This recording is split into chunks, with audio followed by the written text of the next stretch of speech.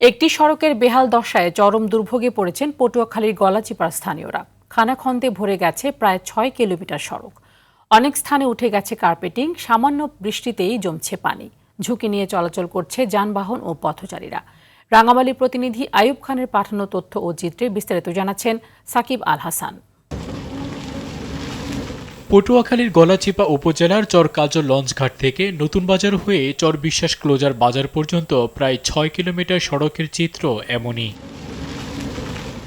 প্রতিদিন এই সড়ক দিয়ে যাতায়াত করেন দুই ইউনিয়নের নানা পেশার হাজারো মানুষ। দীর্ঘদিন সংস্কার না হওয়ায় সড়কের বিভিন্ন স্থানের কার্পেটিং উঠে গিয়ে বেরিয়ে পড়েছে ইটের খোঁয়া ও পাথর। তৈরি হয়েছে ছোট বড় গর্ত।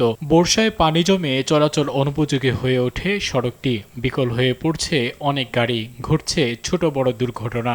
গাড়ি টানতে পারি না, রাস্তা ভাঙ্গা, গাড়ি কাইতে পড়ে যায়, রোগী টানতে পারি না, আমরা গাড়ি তাড়াতাড়ি চালাতে পারতেছি না। মাল আনতে সমস্যা হয় লঞ্চ দিয়া, এই অনেক কষ্ট করি মাল আনা লাগে। ও রাস্তাঘাট এবং হাসপাতাল এটা আমাকে জরুরি ভিত্তিতে লাগে।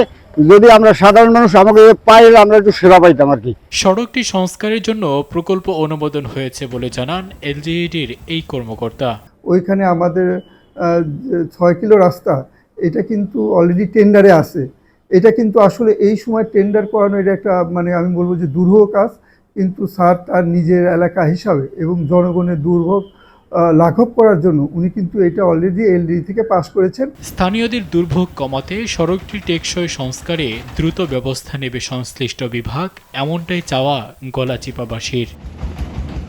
সাকিব আল হাসান, RTV।